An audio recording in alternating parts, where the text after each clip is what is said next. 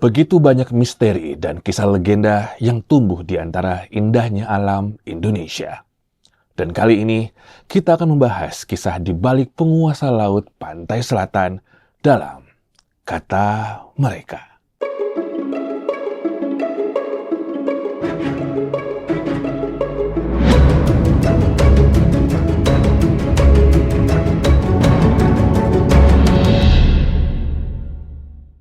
Pantai Selatan sejak dulu dikenal erat kaitannya dengan legenda-legenda mistis yang membuat kehidupan masyarakat di wilayah Pantai Selatan menjadi cukup berbeda dengan masyarakat di wilayah lain.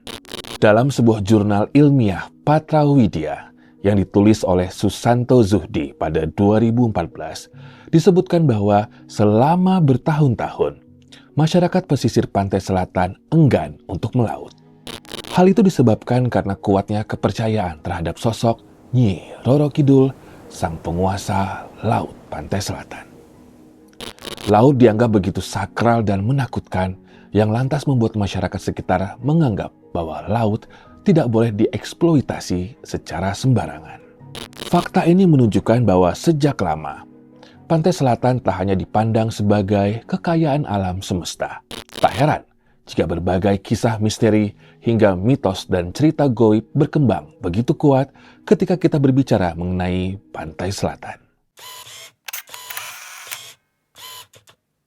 Jika berbicara tentang misteri yang ada di Pantai Selatan, kira-kira apa yang terpikirkan di benak teman-teman? Saya yakin sebagian besar dari kita langsung terpikirkan tentang sosok mitologi legendaris Nyi Roro Kidul, sang ratu penguasa Pantai Selatan. Sosok sang ratu Pantai Selatan ini memiliki banyak versi yang berkembang di berbagai daerah. Dilansir dari sebuah artikel, salah seorang budayawan bernama Abah Kundil menyebutkan bahwa cerita tentang Nyi Roro Kidul sebenarnya sama, namun penafsirannya yang berbeda. Di mana ada salah satu versi yang juga mengkaitkannya dengan lagu Nenek Moyangku Seorang Pelaut sebagai simbol leluhur perempuan yang tangguh, sang penguasa lautan. Ada pula perbandingan versi dari Jawa Barat dan Jawa Tengah. Di Jawa Barat, Nyi Roro Kidul diyakini sebagai putri Prabu Siliwangi. Sedangkan di Jawa Tengah, sang ratu dikaitkan dengan kerajaan Mataram. Selain itu, perbedaan versi yang sering muncul juga adanya sosok Kanjeng Ratu Kidul sebagai penguasa samudra dan Nyi Roro Kidul sebagai penguasa Pantai Selatan yang dipercaya sebagai Mahapati. Oleh karena itu, masyarakat pesisir sering menggelar ritual laut sebagai bentuk penghormatan, sebab masih percaya akan mitos-mitos yang ada. Berbicara soal mitos, ada beberapa spekulasi tentang lokasi tertentu di Pantai Selatan yang dianggap sebagai gerbang menuju alam goib kerajaan Nyi Roro Kidul.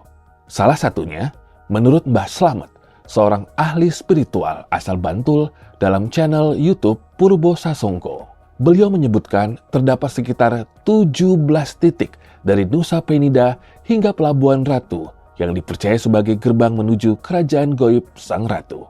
Pintunya sendiri untuk gerbang ke Pantai Selatan itu menurut spiritual saya itu ada 17, Mas.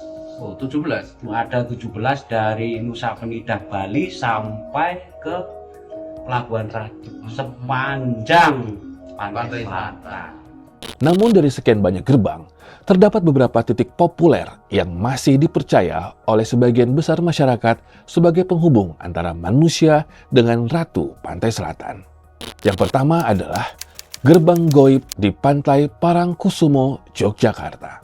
Beberapa titik di pantai ini dipercaya sebagai tempat pertemuan antara Panembahan Senopati, pendiri dinasti Mataram, dengan Kanjeng Ratu Kidul, penguasa Pantai Selatan, yang konon keduanya menjalin hubungan khusus. Pertemuan yang terjadi tepatnya di Batu Cinta ini bertujuan untuk meminta restu serta kekuatan goib bagi keberlangsungan dinasti Mataram.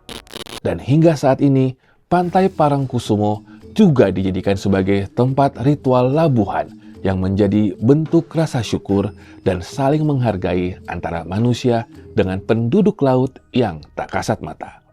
Gerbang kedua, masih di wilayah Yogyakarta, tepatnya berada di pantai Parangtritis. Sebagian besar masyarakat juga percaya bahwa pantai Parangtritis menjadi gerbang menuju kerajaan goib yang dipimpin oleh Nyi Roro Kidul. Yang mana dari sini pula, mitos tentang larangan memakai pakaian berwarna hijau dipercayai. Kepercayaan tersebut seolah diperkuat dengan banyaknya insiden tenggelam akibat arus laut yang kencang, ditambah dengan kesaksian bahwa adanya suara ombak yang kerap terdengar seperti bisikan bahkan tangisan di sekitar pantai, terutama pada malam hari. Lokasi selanjutnya berada di Keraton Surakarta Hadiningrat, tepatnya di Panggung Sangga Buana.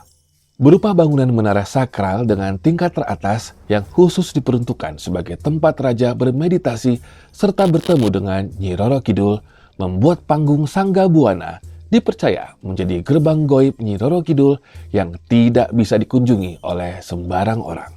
Tempat lainnya yang tidak kalah populer adalah Pantai Pelabuhan Ratu di Sukabumi, Jawa Barat.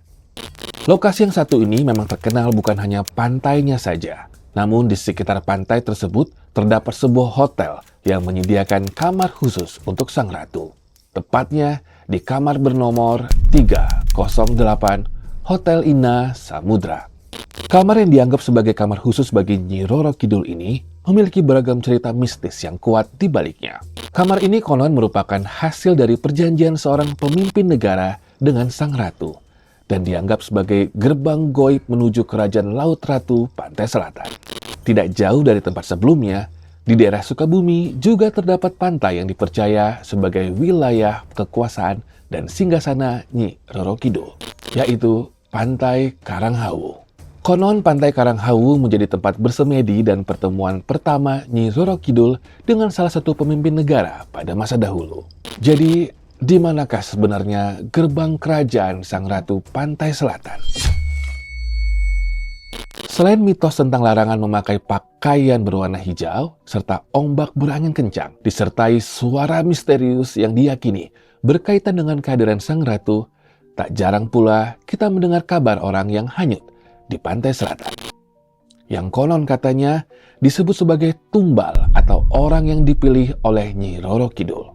Tapi faktanya sesuai obrolan saya dengan Teh Feni, ternyata orang yang hanyut dan menghilang di pantai selatan justru tidak ada sangkut pautnya dengan Nyi Roro Kidul. Ketika ada orang terbawa ombak lalu tenggelam di pantai selatan, apakah betul itu artinya kesayangan ibu dan dia tidak bisa ditemukan jasadnya, itu artinya dijaga oleh ibu atau bagaimana? Kita bicara logika. Silakan. Bang Robi sayang sama orang, mungkinkah Bang Robi menyiksa dia? Oh, berarti benar. Orang-orang terpilih.